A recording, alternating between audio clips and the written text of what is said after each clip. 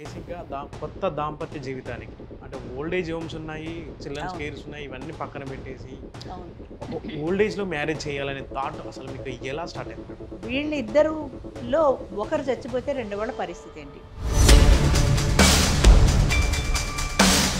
ఆడవని, మగవని ఒక మనిషి తోడనేది అవసరం. ఓకే. ఏ మనిషి అయినా సరే తోడు లేనిదే జీవించడం కష్టం. ఒక ఏజ్ వచ్చిన తర్వాత ఏజ్ పెరుగుతున్న కొద్దీ వాళ్ళు నడవలేరు, వాళ్ళ పనులు వాళ్ళు చేసుకోలేరు. వాళ్ళ హస్బెండ్‌కి గాని, వైఫ్‌కి గాని ఒకరినొకరు హెల్ప్ చేసుకోలేరు. ఫస్ట్ థింగ్ ఏంటంటే మాకు పెళ్లితో సంబంధం లేదు. వైఫ్‌కి హస్బెండ్, హస్బెండ్‌కి వైఫ్ తోడు అవును. ఉంటారనేది స్టార్ట్ చేశారు. అవును. ఇప్పుడు మీరు చెప్తున్నట్టుగా చూస్తుంటే అది ఫైనాన్షియల్‌గా అంటే మనీ మైండ్ సెట్‌కి వెళ్ళిపోతుంది. అవును. దీనికి మీరు అబ్జర్వ్ చేసి దీనికి ఏమైనా సొల్యూషన్ క్రియేట్ చేశారా? ఇలా ఇప్పుడు నేను వేధిస్తున్న సమస్య కూడా అదేనండి. నేను Yes. ఏ ఉద్దేశంతో అయితే స్టార్ట్ చేశానో అది పక్కకు పుంతలు తొక్కుతోంది. డైవర్షన్ అయిపోతుంది. డైవర్ట్ అయిపోతుంది. పెళ్ళి అనే తోడు అనే దానికి ప్రాధాన్యం తగ్గిపోయి తోడు కావాలి కానీ వాడు అందంగా ఉండాలి, వాడికి ఆస్తి ఉండాలి, వాడికి వయసు ఎక్కువ ఉండకూడదు. వీడికి 50 ఆయనకి 60 అనుకోండి. ఎంతమంది జంటలకి ఎన్ని జంటలకి మీరు మ్యారేజ్ చేశారు మేడం తోడు నీడ ఫౌండర్ అది నేను చెప్పలేను. ఎందుకంటే Yes, ma'am. కొత్తల్లో వేల సంఖ్యలో ఉంటారు. ఆ ఏజ్‌లో ఓల్డ్ ఏజ్‌లో పేరెంట్స్‌కి మళ్ళీ మ్యారేజ్ అంటే అవును. పిల్లలు పిల్లలు. యాక్సెప్ట్ చేయని పిల్లలు చాలా మంది ఉంటారు. అవును. సో ఇలాంటివి మీరు ఏమైనా ఎక్స్పీరియన్స్ చేశారా? ధైర్యంగా చేసుకోండి. మీ జీవితం మీది. స్వేచ్ఛ మీకుంది. స్వతంత్రం మీకుంది. మీరు పెళ్లి చేసుకోవడానికి ఎవరికీ భయపడాల్సిన అవసరం లేదు.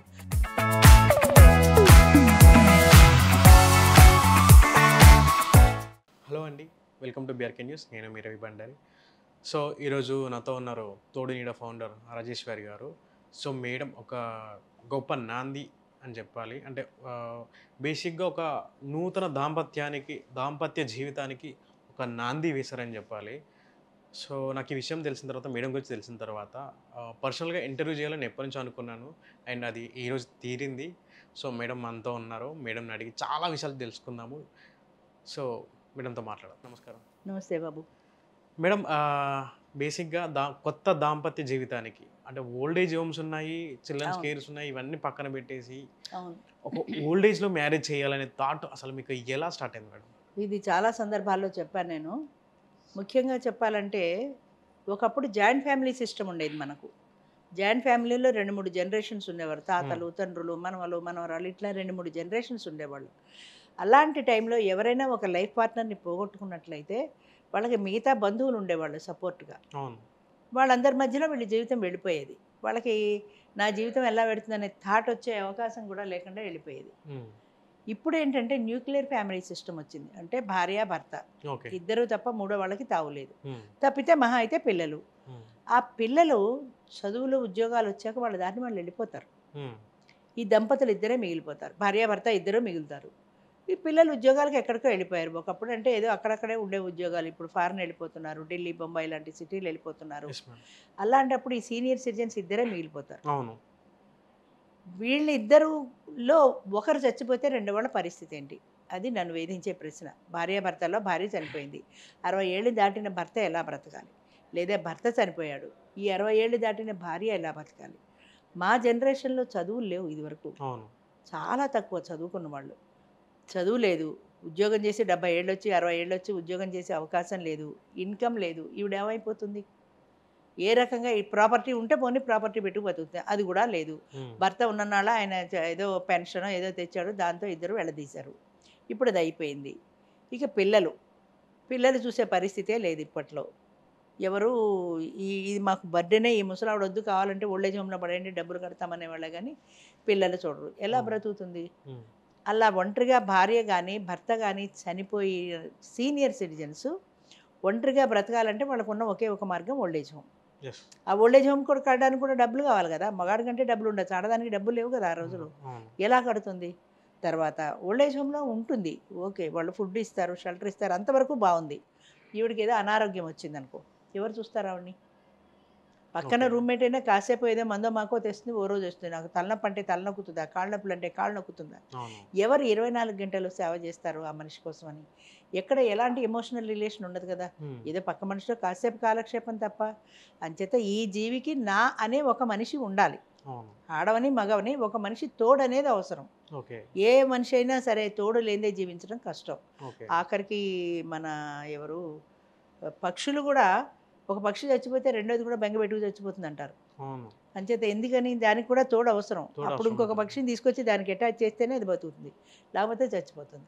అలాగే మనుషులు కూడా వయస్సు పెరుగుతున్న కొద్దీ తోడు అవసరం పెరుగుతుంది. ఓకే. 25 వయసులో ఏంటంటే తోడు ఉన్నా లేకపోయినా ఎలా బ్రతకగలుగుతారంటే వాళ్ళు స్ట్రాంగ్‌గా ఉంటారు. మనుషులు హ్మ్. ఫిజికల్‌గా స్ట్రాంగ్‌గా ఉంటారు.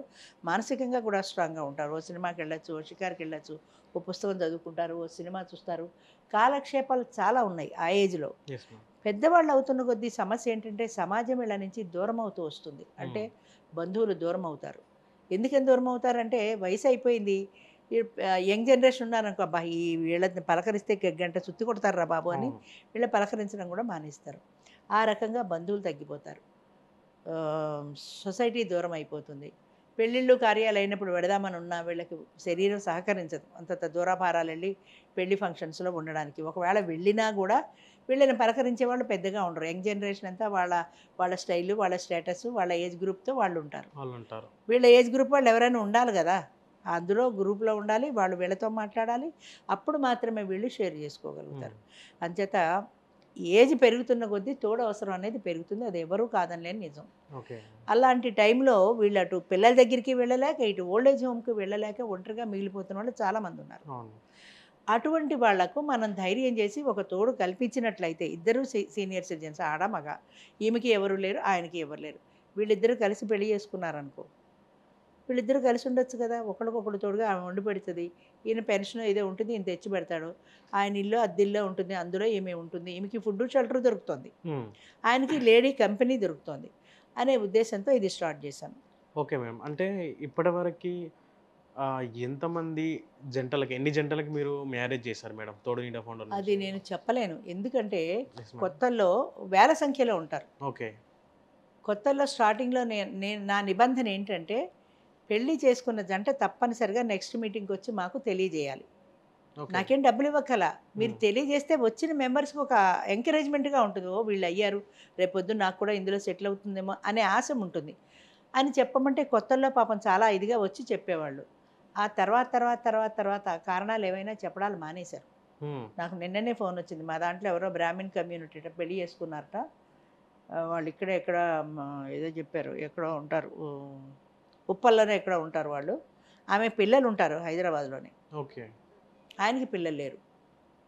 ఆవిడ ఓకే. మాకు చెప్పలే, పిల్లలకి కూడా చెప్పలా. హ్మ్. ఆవిడ ఉద్దేశ్యం ఏంటంటే, మేము ఎక్కడో ఉప్పల్లో ఉంటాం, వాళ్ళెక్కడో హైటెక్‌లో ఉంటారు. వాళ్ళు మేము కలిసేదెప్పుడు? మేము ఇక్కడిక్కడే కదా తిరుగుతాం అని పిల్లలు ఒప్పుకోరనే భయం అయ్యుండొచ్చు చెప్పలేదు. మాకు చెప్పడానికొచ్చిన ఇందులో ఎవరైనా ఆవిడకి తెలిసిన వాళ్ళు ఉంటే చూసి పిల్లలకి చెప్తారేమో కదా! ఏమో ఏమో మీ అమ్మ పెళ్లి చేసుకుందని. నాకెందుకొచ్చిన గొడవ అని 1, 2 మా పెళ్ళయిపోయాక అవసరం ఏంటి అసలు? ఇప్పుడు ఇప్పుడు ఆవిడంటే లోకల్‌గా ఉంది. ఎవరో హ్మ్. ఇక్కడ నంద్యాలలో పెళ్లి చేసుకున్నారనుకో, నంద్యాల నుంచి ఛార్జీలు పెట్టుకొని మేము ఇక్కడికొచ్చి చెప్పాల్సినంత అవసరమా మాకు? అని అనుకోవచ్చు. హ్మ్. అవసరం తీరిపోతే ఓడమల్లయ్య, అవసరం ఉన్నప్పుడు అయిపోయాక బోడిమల్లయ్య అన్నట్టు, మన ఓకే. అవసరం తీరిపోయింది తోడు నీడతో. మనకేంటి సంబంధం మనం హ్యాపీగా ఉందాం అనుకుంటారు. వాళ్ళ దారి వాళ్ళుంటారు. ఓకే. ఇలా ఆ నోట మాకు తెలిసినప్పుడు ఓహో! వాళ్ళకి పెళ్ళయిందా అనుకోవాల్సిందే. అంచేత చాలామంది చెప్పడం మానేశారు. స్టార్టింగ్‌లో చెప్పిన వాళ్ళే కొన్ని వేల సంఖ్యలో ఉన్నారు.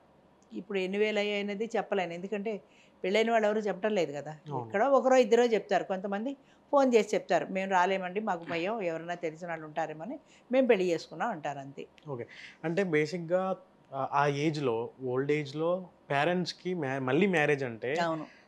పిల్లలు పిల్లలు. యాక్సెప్ట్ చేయని పిల్లలు చాలామంది ఉంటారు. అవును. సో, ఇలాంటివి మీరేమైనా ఎక్స్‌పీరియన్స్ చేసారా? చాలా ఎక్స్‌పీరియన్స్ చేశాను బాబు. ఓకే. కొత్తల్లో స్టార్టింగ్‌లో ఇప్పుడిప్పుడు ఇంకా చాలా బెటర్. చాలామంది పిల్లలు యాక్సెప్ట్ చేస్తున్నారు ఈ పెళ్ళిళ్ళు. ఎందుకంటే మాకు బర్డెన్ ఉండదు కదా! ముసలాడు ఏదో వాళ్ళ తంటాలు వాళ్ళు పడతారు. మేము రోజు ముసలాడని చూడక్కర్లేదు కదా! అని పిల్లలు యాక్సెప్ట్ చేస్తున్నారు. హ్మ్. వేరే కారణాల వల్ల కూడా వాళ్ళకొక తోడు దొరుకుతదనే ఉద్దేశంతో. కొత్తల్లో పిల్లలు యాక్సెప్ట్ చేసేవాళ్ళు కాదు. ఓకే. చాలామంది వ్యతిరేకించేవాళ్ళు. తల్లిదండ్రుల్ని బెదిరించేవాళ్ళు. ఇప్పటికీ ఉన్నారు. అంటే "నువ్వు గాని పెళ్లి చేసుకొని ఎళ్ళావంటే నా గుమ్మం తొక్కద్దు" అనేవాళ్ళున్నారు. ఓకే. "నువ్వు చస్తే నేను తలకొరువు పెట్టను" అంటాడు కొడుకు. "నువ్వు చచ్చిపోయావు ఇవాళే స్నానం చేసేస్తానంటుంది కూతురు." ఓకే. వీళ్ళకొక ఎమోషనల్ రిలేషన్ ఉంటుంది పిల్లలతో. ఆ తలకొరివి పెట్టరేమో, పెట్టకపోతే నాకు ఉత్తమ గతులు రావేమో అని వీడు పెళ్లి చేసుకోవడం మానేసి జీవితం అంతా ఇక్కడ ఏడుస్తాడు. ఓకే. కానీ పెళ్లి చేసుకోడు. ఎందుకంటే కొడుకు తలకొరువు పెట్టడానికి భయం. హ్మ్. నాకు అర్థం కాని విషయం ఏంటంటే, జీవి ప్రాణం పోయిన తర్వాత, నీలో ఉండే జీవి వెళ్ళిపోయిన తర్వాత, ఈ కట్టే కదా, ఇది ప్రాణం లేని కట్టే. అవునవును. Yes. దీన్ని నీ కొడుకే దహనం చేశాడో, మున్సిపాలిటీ వాడే దహనం చేశాడో నీకేం తెలుస్తుంది? అందులో ప్రాణం లేదు కదా, ప్రాణం ఎప్పుడో పోయింది కదా. అవును. అయినా సరే దానికి తలకొరువు కొడుకే పెట్టాలి. అరే ఎప్పుడో మన పూర్వీకులు పెట్టారు కదా, హ్మ్. తలకొరువు కొడుకు పెడితేనే ఉత్తమగతులు ఉంటాయి. అవును. ఆ ఉత్తమగతి దొరకదేమో అని వీడు పెళ్లి చేసుకోవడం మానేస్తాడు. ఓకే. ఎందుకంటే పిల్లలు ఒప్పుకోరు కాబట్టి. నాకు తెలిసి ఒక ఆయన ఎవరో పెద్ద ఆయన, బ్రాహ్మణ ఆయన, ఆయనకి 65 ఏళ్ళు ఉంటాయి. వచ్చాడు, ఎవరితోటో మాట్లాడాడు, పెళ్లి చేసుకోవడానికి ఇష్టపడ్డారు. వాళ్ళిద్దరు అనుకున్నారు పెళ్లి చేసుకుందామని. ఆయన కొడుకు అమెరికాలో ఉంటాడు. ఓకే. ఆయన కొడుక్కి చెప్పాడు, నాకు 65 ఏళ్ళు వచ్చేసాయి, నా మంచి చెడ్డ చూసుకోవడానికి ఒక మనిషి కావాలి కదా నాకు, హ్మ్. ఇలా ఎన్నాళ్ళు ఒంటరిగా ఉంటాను, నేను పెళ్లి చేసుకుందాం అనుకుంటున్నాను అని చెప్పాడు అమెరికాలో ఉన్న కొడుక్కి. ఓకే. కొడుకు ఏమన్నాడంటే, నాన్న నువ్వు ఒక్కడివి అమెరికాలో ఉండడం వల్ల నీకు ఇలాంటి తిక్క ఆలోచనలు వస్తున్నాయి. నువ్వు హాయిగా అమెరికా వచ్చేసి మాతో ఉండు. నీ మనవాడికి నీళ్ళు వేయచ్చు, బట్టలు వేయచ్చు, సాక్స్ వేయచ్చు, బూట్లు వేయచ్చు, వాడిని స్కూల్కి తీసుకెళ్ళచ్చు, స్కూల్ నుంచి తీసుకురావచ్చు. అసలు ఆలోచించడానికి కూడా నీకు టైం ఉండదు. బోలెడంత పని ఉంటుంది ఇక్కడ. పని పాట లేక అక్కడ కూర్చొని నీకు ఈ దరిద్రపు ఆలోచనలన్నీ వస్తాయి, వచ్చేసాయి అక్కడికి అన్నాడు. హ్మ్. ఈయన వెళ్ళలేదు. అలానే పెళ్లి చేసుకున్నాడా? పెళ్లి చేసుకోలే. కొడుకు వద్దన్నాడు కాబట్టి పెళ్లి చేసుకునే ధైర్యం లేదు. హ్మ్. కానీ కొడుకు రమ్మన్నా వెళ్ళలేదు, ఎందుకంటే ఈయనకి ఇష్టం లేదు కాబట్టి. ఆ కొడుకు నువ్వు బూట్లు వేసి సాక్స్ వేసి వాడు ముడ్డు కడితే ఈయనకి సంతోషం రాదు కదా. అవును. ఈయన కంపెనీ ఉండాలి కదా, కంపెనీ ఉంది. ఆ కంపెనీ కావాలి ఆయనకి, అది లేదు. అల్లా మానేసినాడు బోల్డ్ మంది. ఇలా పెళ్లి చేసుకుంటామంటే పిల్లలు ఒప్పుకొని వాళ్ళు బోలెడు మంది. ఇంకొకటి చెప్తాను నేను, ఓకే. ఇది చట్ట ప్రకారము అర్హులు అంటే హ్మ్. డెత్ కానీ డైవర్స్ కానీ, డైవర్స్ తీసుకు విడిపోయిన వాళ్ళు కానీ, డెత్ ద్వారా చనిపోయిన వాళ్ళకి కానీ మళ్ళీ వివాహానికి అర్హులు వాళ్ళు, ఓకే. లీగల్గా కూడా. అయితే శాస్త్ర ప్రకారం మన వాళ్ళు చాలామంది ఒప్పుకోని కారణం ఏంటంటే శాస్త్రం శాస్త్ర సమ్మతించదు, దానికి వైధవ్యం రాసి పెట్టింది, అది అలా ఏడవలసిందే అని. హ్మ్. అలా ఏడవలసింది. జాయింట్ ఫ్యామిలీలో ఉన్న రోజులు అలాగే ఏడ్చింది. ఇవాళ న్యూక్లియర్ ఫ్యామిలీలో ఒక్కతే ఎవరు చూస్తారు? అవును. అయితే దీనికి మనం ఇంతవరకు పాటిస్తున్నది మనుధర్మ శాస్త్రం. హ్మ్. హ్మ్. యెస్ అంటే మ్యామ్. పూర్వం మన త్రేతాయుగం నాటి అదే శాస్త్రాన్ని ఇప్పటివరకు పాటిస్తున్నాం. కానీ యుగాలు మారిన కొద్దీ ధర్మాలు మారుతాయి. అవును. యుగం త్రేతాయుగంలో ఒక ధర్మం ఉంటుంది, ద్వాపర యుగంలో ఒక ధర్మం, అలాగే కలియుగంలో ఒక ధర్మం. కలియుగంలో మనం పాటించవలసింది పరాశర స్మృతి. గూగుల్లో సెర్చ్ చేస్తే మీకు దొరుకుతుంది. ఓకే. పరాశర స్మృతి ప్రకారము 5 సందర్భాల్లో స్త్రీ పునర్వివాహానికి అర్హురాలు అని శాస్త్రం చెప్తోంది. హుహుహు. అంటే వైధవ్యం పొందినప్పుడు, లేదా భర్త కుష్ఠరోగి అయినప్పుడు, హ్మ్. భర్త దేశాంతరం వెళ్ళిపోయి ఎక్కడున్నాడో ఉన్నాడో లేడో కూడా తెలియని సందర్భాల్లో, జారుడు చోరుడు అయినప్పుడు, ఇలా ఏవో ఒక 5 సందర్భాలు చెప్పారు. ఇలాంటి సందర్భాల్లో స్త్రీ పునర్వివాహం చేసుకోవడానికి అర్హురాలు అని చెప్పారు. ఓకే. సో చట్టం ఒప్పుకుంది లీగల్గా మ్యారేజ్ చేసుకోవడానికి, శాస్త్రం ఒప్పుకుంది పరాశర స్మృతి. ఇంకా ఒప్పుకుంది ఏంటి చెప్పండి? మన మైండ్ సెట్. మన మైండ్ సెట్. అది ఎంతసేపటికి పాతదే చెప్తుంది కానీ కొత్తది చెప్పదు. చెప్పు. అంటే ఈ పెళ్ళి ఒప్పుకోకూడదు, పెళ్లి చేసుకుంటే పాపం, నీకెందుకు పెళ్ళి ఈ వయసులో. అన్నింటికంటే నాకు బాధ కలిగించేది, ఇరిటేట్ చేసే క్వశ్చన్ ఏంటంటే, ఈ వయసులో పెళ్ళి అవసరమా? అవసరం. ఇప్పటికీ నన్ను ఇంతమంది అడుగుతారు, ఓకే. ఎందుకండి అన్నీ ఉడిగిపోయాక పెళ్ళి? అసలు పెళ్ళి అర్థం ఏంటి చెప్పండి? పెళ్ళి దేనికోసం? సెక్స్ కోసమా? పిల్లల్ని కనడానికా? కాదు కాదు కాదు. It is only A part and parcel of the life, marital హ్మ్. లైఫ్. హ్మ్. పెళ్ళి అనే దాంట్లో పిల్లలు అనేది ఒక భాగం మాత్రమే, యెస్ మ్యామ్. అదే జీవితం కాదు. పిల్లల్ని కనడం ద్వారా రేపు పొద్దున్న ఫ్యూచర్ జనరేషన్కి మీరు మీ వంశాన్ని ముందుకు తీసుకెళ్తున్నారు, ఇంకో జనరేషన్ని అందిస్తున్నారు మీరు. హ్మ్. Yes ma'am. రేపు పొద్దున వృద్ధాప్యంలో వాళ్ళు చూస్తే మంచిది, చూసినా చూడకపోయినా కనీసం నెక్స్ట్ జనరేషన్ వస్తుంది. కానీ 30 ఏళ్ళు, 40 ఏళ్ళు, 50 ఏళ్ళు ఇద్దరు వ్యక్తులు కలిసి జీవించటంలో, పిల్లల్ని పెంచటంలో వాళ్ళ మధ్య ఒక ఎమోషనల్ బాండింగ్ ఉంది. హ్మ్. పిల్లల్ని పెంచాలనుకో, చదువులు ఫీజులు ఎలా కడతాం, ఎక్కడి నుంచి తెస్తాం, డబ్బు లేకపోతే ఏం చేయాలి అనే ఒక ఆలోచన. అలాగే ఇద్దరు భార్యాభర్తలు కలిసి కష్టపడి పిల్లల్ని పెంచారు, పెద్ద చేశారు. ఆయనకి ఏదైనా జ్వరం వస్తే ఈవిడ తల్లడిల్లిపోతుంది, ఈవిడికి బాగా లేకపోతే ఆయన తల్లడిల్లిపోతాడు. అంటే 40-50 సంవత్సరాలు కలిసి జీవించడంలో వాళ్ళ మధ్య ఒక ఎమోషనల్ బాండింగ్ ఉంది. అవును. ఆ ఎమోషనల్ బాండింగ్ తోటే వాళ్ళు చివరి వరకు జీవిస్తున్నారు. Yes 60 ma'am. ఏళ్ల తర్వాత సెక్స్ లేదని విడిపోతున్నారా? విడాకులు తీసుకుంటున్నారా? లేదు కదా. ఎందుకుంటున్నారు కలిసి? వాళ్ళ మధ్య నుండే ఎమోషనల్ రిలేషన్, యెస్. ఆ బాండింగ్ వాళ్ళిద్దరిని కట్టి పడేస్తుంది. అంతేకాకుండా నేను చాలామందిని చూశాను, 90 ఏళ్ల తర్వాత భార్యాభర్తల్లో ఒకరు చనిపోతే సంవత్సరం తిరగకుండా రెండో వాళ్ళు చనిపోతారు. 90 ఏళ్ల వయసులో ఈయనకి ఏముంటే ఆ భార్య మీద ప్రేమ అంటే చెప్పలేము. అది ప్రేమ అవునో కాదో తెలియదు కానీ ఒక తోడుని కోల్పోయిన ఫీలింగ్. ఆయన 90 ఏళ్ల వయసులో నా భార్యను పోగొట్టుకున్నాను ఎవరికీ చెప్పలేడు, నా భర్తను పోగొట్టుకున్నాను ఎవరికీ చెప్పలేదు. చెబితే నవ్వుతారు జనం. ఏ పెట్టింది తిని మూల కూర్చోక నీకు ఇప్పుడు మొగుడు అవసరమయ్యాడా అంటారు ఆవిడ. అంచేత ఈ ఈ బాధని భరించలేక తట్టుకోలేక ఈ మనోవ్యాధితో కృంగి కృషించి చచ్చిపోతారు. అలా చచ్చిపోయిన కేసులు బోల్డ్ చూసాను నేను. Yes madam. అంటే మీరు చెప్తుంటే నాకు నా అంటే నేను ఒకటి రియల్ లైఫ్లో ఒకటి చూసి నా ఫ్రెండ్ ఒక అమ్మాయి ఉంది. తనకి బేసిక్ ఏంటంటే తన హస్బెండ్తో పడట్లేదు, తన హస్బెండ్కి దూరంగా ఉంటుంది, అంటే పేరెంట్స్కి దగ్గరలో ఉంటుందన్నమాట. కానీ తనకి పెళ్ళికి ముందు నుంచి ఒక బాయ్ ఫ్రెండ్ ఉన్నాడు, దాని రీజన్ వల్ల హస్బెండ్ దూరం అయిపోయాడు. కానీ ఇప్పటికే ఆ అమ్మాయి తన బాయ్ ఫ్రెండ్తో ఉంటుంది, బయటకు వెళ్తుంది, జాబ్ చేసుకుంటుంది. సో ఇదంతా నాకు చెప్పింది అనమాట. ఇంటికి వచ్చిన తర్వాత ప్రశాంతంగా నిద్రపోవట్లేదు. బట్ తన పర్సన్తో అంటే ఆ అబ్బాయికి వేరే పెళ్ళి అయింది, మళ్ళీ వేరే ఫ్యామిలీ ఉంది. సో తనకు ఒకటే చెప్పాను నేను, నువ్వు బయట బాయ్ ఫ్రెండ్తో ఉన్నా, నువ్వు జాబ్కి వెళ్ళినా, వాట్ ఎవర్ ఇట్ ఈస్, నువ్వు బయట ఏం చేసినా సరే, నువ్వు ఇంటికి వచ్చి పడుకుంటే నీకు హాయిగా నిద్ర పట్టాలి. అవును, అంతే కదా. అలా పట్టడానికి నీకు హస్బెండ్ ఉండాలి, హస్బెండ్ ఉంటే నీ మనిషి ఒకడు ఉండాలి. లేకుంటే నీకు నిద్ర పట్టనప్పుడు నువ్వు ఎంత తిన్నా ఎంత సంపాదించినా నిద్ర లేనప్పుడు ప్రయోజనం ఉండని చెప్పేసి. సో ఇట్లాంటి అమ్మాయిలు చాలా మంది ఉన్నారు సొసైటీలో. నాకు మీరు చెప్పిన తర్వాత నాకు ఇన్స్పిరేషన్ అదే మేడం.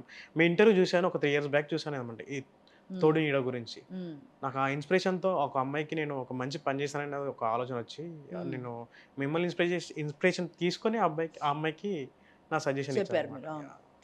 అది తప్పనిసరిగా 60 ఏళ్ళు దాటిన తర్వాత తోడు అనేది అవసరం అండి. అది ఎవరూ కాదనిలే, నిజం. ఈవెన్ డాక్టర్స్ కూడా చెప్తారు, సీనియర్ సిటిజన్స్ ఎక్కువ మాట్లాడుతుండండి, షేర్ చేసుకుంటండి, ఫ్రెండ్స్తో కలుస్తుండండి, ఒక్కళ్ళే డిప్రెస్డ్గా కూర్చోకండి, మాటలు తగ్గిపోతాయి సీనియర్ సిటిజన్స్లో. ఇప్పుడు నేనంటే గలగల మాట్లాడుతున్నాను, కానీ ఇలా మాట్లాడడం అలవాటయ్యి జనరల్గా మాట్లాడరు, తగ్గిపోతుంది. వాళ్ళతో పలకరించే వాళ్ళు లేరు, మాట్లాడడానికి సబ్జెక్ట్ లేదు, ఎవరితో మాట్లాడతారు, ఎవరితో షేర్ చేసుకుంటారు? షేర్ చేసుకోవడానికి కూడా మనుషులు లేరు. ఆయన ఎవరో చెప్పాడు, వంట ఆమెతో మాట్లాడతానా, పని ఆమెతో మాట్లాడతానా, ఎవరితో మాట్లాడతానమ్మా అని. అలాగా వాళ్ళ మనసులో భావాన్ని షేర్ చేసుకోవడానికి ఒక మనిషి తప్పనిసరిగా కావాలి. తప్పనిసరిగా నీ మనిషి అనేవాళ్ళు కావాలి. వంట ఆవిడ పిలిచి అరగంట మాట్లాడితే నా కూర మాడిపోతుందని వెళ్ళిపోతుంది ఆవిడ. అంచేతే నీ మనిషి అనేవాళ్ళు కావాలి. అంచేతే తోడు అనేది ఎవరికైనా తప్పనిసరి. ఆ తోడు అనే దానికి ఈ బంధం ఎందుకు పెట్టారంటే, పెళ్ళి అనేది ఒక బాండింగ్. అది దానికి ఈ పూర్వం కట్టిపడేసేవాళ్ళు కాబట్టి, పెళ్ళి అంటే భార్యకి, భర్త అంటే భార్య అంటే భర్త, అలా ఒకళ్ళకొకళ్ళు తోడుగా ఉండేవాళ్ళు. ఇప్పుడు అసలు దాని అర్థమే మారిపోయింది అనుకోండి. ఈ లివింగ్ రిలేషన్లు, ఫ్రెండ్షిప్లు వచ్చిన తర్వాత అది స్టార్టింగ్లో చేసిన కారణం అది. ఇంకోటి ఏంటంటే, దీనికి మూలం ఏంటంటే, నేను ఈనాడు ఆదివారంలో ఒక ఆర్టికల్ చూశాను, మురిసెను వివాహ బంధం అని. మురిసెను వివాహ బంధం అంటే, ఒక 60 ఏళ్ళు దాటిన ఒక వృద్ధుడు, 60 ఏళ్ళు దాటిన వృద్ధురాలు ఓల్డేజ్ హోమ్లో ఉంటున్నారు వాళ్ళు. అది సాకేత్ వాళ్ళే అనుకుంటా కూడా, సాకేత్ ఓల్డేజ్ హోమ్లో ఇక్కడ ఉంటున్నారు. వాళ్ళ పిల్లలు అమెరికాలో ఉంటున్నారు. పిల్లలు అమెరికాలో ఉన్నారు కాబట్టి వీళ్ళకి ఎవరు తోడలేక వీళ్ళు ఇక్కడ ఉంటున్నారు. వీకెండ్స్లో అక్కడ తెలుగు వాళ్ళు కలుస్తారు అమెరికాలో. అలా కలిసిన సందర్భంలో ఆ పిల్లలు మాట్లాడుకుంటున్నప్పుడు అర్థమైంది మన పేరెంట్స్ ఇండియాలో ఉన్నారని. అప్పుడు వాళ్ళిద్దరూ మాట్లాడుకున్నారు, నాకు కూడా బాధగా ఉంటుంది, అమెరికా రమ్మంటే రారు, నేను ఉద్యోగం మొదలు ఇండియా వెళ్ళలేను, దీనికి పరిష్కారం ఏంటో తెలియటం లేదని ఇద్దరు మాట్లాడుకున్నప్పుడు వాళ్ళకి తట్టింది ఈ పరిష్కారం. ఏమని, ఈ ముసలాళ్ళిద్దరికి పెళ్లి చేసి ఒక చోట పడేస్తే వాళ్ళిద్దరూ ఒకళ్ళకొకళ్ళు తోడుగా ఉంటారు కదా, కనీసం కంపెనీ ఉంటుంది కదా అనుకున్నారు. అనుకోవడమే తడుగా ఇండియా రావటం, వాళ్ళిద్దరిని ఒప్పించడం, వాళ్ళు ఒప్పుకోవడం, వాళ్ళకి పెళ్లి చేయటం అన్నీ జరిగిపోయాయి చకచక.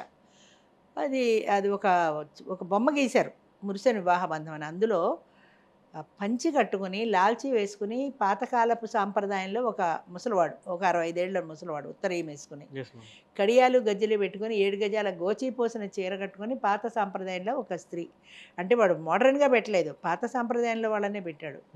అలా ఆ బొమ్మను చూసిన తర్వాత, ఆ బొమ్మ నేను ఇప్పటికీ 10 సంవత్సరాల పైన ఇప్పటికీ మర్చిపోలేదు, నా కళ్ళ కట్టినట్టుంది ఆ బొమ్మ. అంటే ఇంత వృద్ధులకి కూడా ఇలా వివాహం చేసుకోవడం ద్వారా ఒక పరిష్కారం దొరుకుతుంది అని అనిపించింది. ఆ పరిష్కారం వాడు చూపించినట్టు అయింది నాకు ఆర్టికల్ ద్వారా. అంతే, అది బాగా ఆకట్టుకుంది. ఏమైనా సరే మనం ఇది స్టార్ట్ చేయాలి అని నేను ధైర్యం చేసి మొదలుపెట్టాను. మొట్టమొదటి మొదలుపెట్టినప్పుడు 5గురే ఆడవాళ్ళు నా దగ్గర, కేవలం 5 ఆడవాళ్ళతో కార్యక్రమం ఏం చేస్తాను, ఎంతమంది మగాళ్ళు 20 మంది పైన ఉన్నారు, ఆడవాళ్ళు 5 ఉన్నారు. ఏమో అవదా కదా అనుకున్నాను. సరే, ధోలారిది అని కూకట్పల్లిలో నేను బుక్ చేశాను. అది అక్కడికి 70 మంది వచ్చారు. 70 మంది మగవాళ్ళు, 20 మంది ఆడవాళ్ళు. ఓకే. అంటే కార్యక్రమం మొదలుపెట్టాక చుట్టుపక్కల ఊళ్ళ నుంచి వచ్చేసారు. అప్పటి వరకు హైదరాబాద్లో ఉన్న 5గురే, నాకు తెలీదు. ఓకే. కానీ చుట్టుపక్కల ఊళ్ళ నుంచి కూడా వచ్చేసారు. ఓకే. వాళ్ళందరినీ చూసిన తర్వాత నాకు ధైర్యం వచ్చింది. పర్వాలేదు, ఇక జరపచ్చు అనుకున్నాను. 15 సంవత్సరాలు అయింది. అప్పటి నుంచి ఇప్పటిదాకా ఇది నడుస్తూనే ఉంది, నడిపిస్తూనే ఉన్నాను.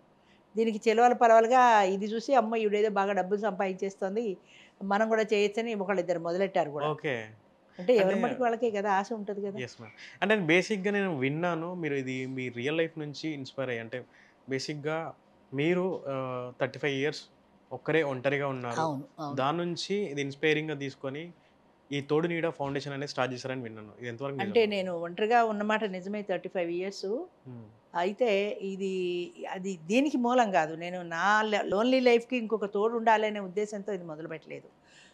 నేను వర్క్ చేస్తున్న రోజుల్లో నాతో పాటు సింగిల్గా ఉన్న 2 టీచర్స్ ఉండేవారు. హ్మ్. ఒక ఆమె డైవర్సీ, ఒక ఆమె అన్మ్యారీడ్. ఓకే. మిగతా వాళ్ళందరికీ ఫ్యామిలీస్ ఉన్నాయి. నేను సింగిలే కాబట్టి మేము ముగ్గురం ఎక్కువ కలిసేవాళ్ళం. ఓకే. అంటే సింగిల్స్‌తో కలిస్తే నాకు ఈజీగా ఉంటది కదా. వాళ్ళ ఇంట్లో వాళ్ళ మగవాళ్ళు ఉంటే మనకెందుకని, ఈ లేని వాళ్ళతో నేను ఫ్రెండ్‌షిప్ చేసేదాన్ని. ఓకే. మేము ముగ్గురం బాగా క్లోజ్ ఫ్రెండ్స్. మేము ఆదివారాలు వస్తే సినిమాకెళ్ళేవాళ్ళం, షికారుకెళ్ళేవాళ్ళం, కాశీ దాకా టూర్ కూడా వెళ్ళాం. హ్మ్. అదే ఆనంద యాత్ర అని నేను తోడు నీడలో పెట్టింది కూడా. ఓహ్! సూపర్. దాంతోటే, ఆ భావనతోటే పెట్టాను. హ్మ్. సో ఇలా సింగిల్‌గా ఉన్నా కూడా మనకి సరైన కంపెనీ ఎవరైనా దొరికితే వాళ్ళతో కలిసి ఉండొచ్చు. ఓకే. మగవాళ్ళే కావాలని లేదు, ఆడవాళ్ళతో కూడా ఫ్రెండ్షిప్ చేసుకోవచ్చు కదా. అంచేత మేము ముగ్గురం ఇలా ఉండేవాళ్ళం. అలాగా ఇది స్టార్ట్ చేసిన తర్వాత నాకు వచ్చిన ఆలోచన ఏంటంటే, ఈ డైవర్స్ తీసుకున్న ఆడవాళ్ళు ముఖ్యంగా, అలాంటి వాళ్ళు కూడా ఉన్నారు. వాళ్ళకి పిల్లలు ఉండేవాళ్ళు. ఆయన మొగుడు డైవర్స్ ఇచ్చేసి హాయిగా ఇంకోళ్ళని పెళ్లి చేసుకుని ఆయన ఆనందంగా ఉన్నాడు.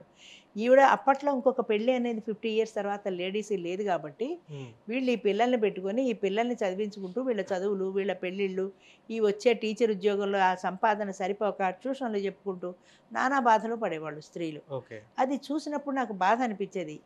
పిల్లలిద్దరికీ కలిపి పుట్టారు. మరి ఈమె ఒక్కతే ఎందుకు పడాలి? ఆయన అలా సుఖంగా పెళ్లి చేసుకొని ఇంకో పెళ్ళాంతో ఎందుకు ఉండాలి?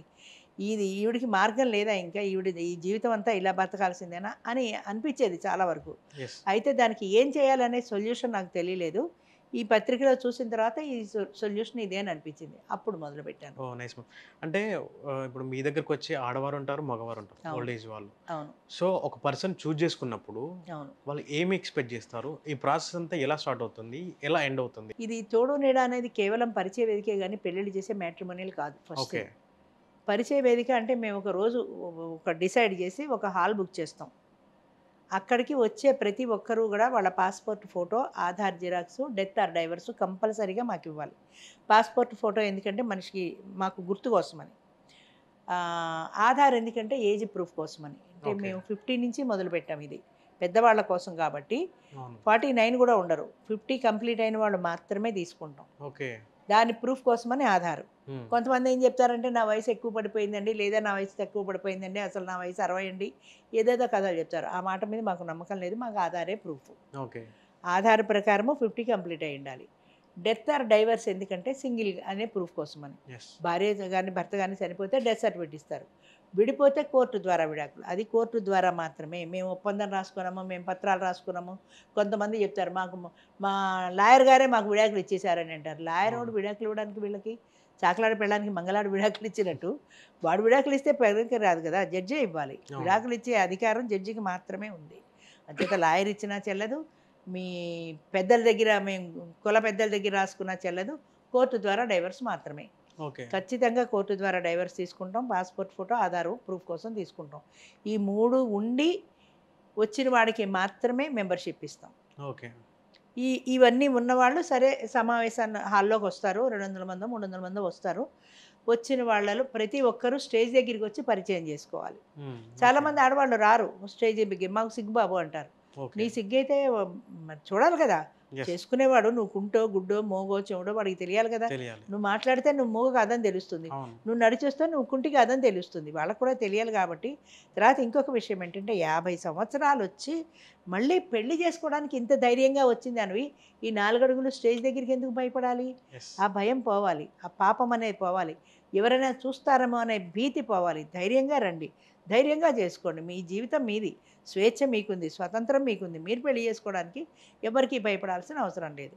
అలాగే ఆడవాళ్ళు కానీ మగవాళ్ళు కానీ వాళ్ళ ఊరు, వాళ్ళ పేరు, వాళ్ళ వయస్సు, వాళ్ళు ఏం చేస్తున్నారు, ఉద్యోగమా, పెన్షనరా, వాళ్ళ ప్రాపర్టీ వివరాలు, వాళ్ళకి ఎలాంటి పార్ట్నర్ కావాలి. కొంతమంది ఇంకా ఉద్యోగం చేసే ఆవిడ కావాలనుకుంటారు. 50 ఏళ్ళు వస్తే ఇంకా ఉద్యోగం ఉంటుంది కదా, ఉద్యోగం చేసే ఆవిడ కావాలనుకుంటారు. లేదా కొంతమంది నాకు హౌస్ వైఫ్ చాలనుకుంటారు. కొంతమంది కనీసం డిగ్రీ ఉండాలనుకుంటారు. అలా వాళ్ళ రిక్వైర్మెంట్ కూడా ఏంటో చెప్పినప్పుడు వీళ్ళందరికీ వైట్ పేపర్స్ ఇస్తాం. Okay ma'am. వీళ్ళు రాసుకుంటారు.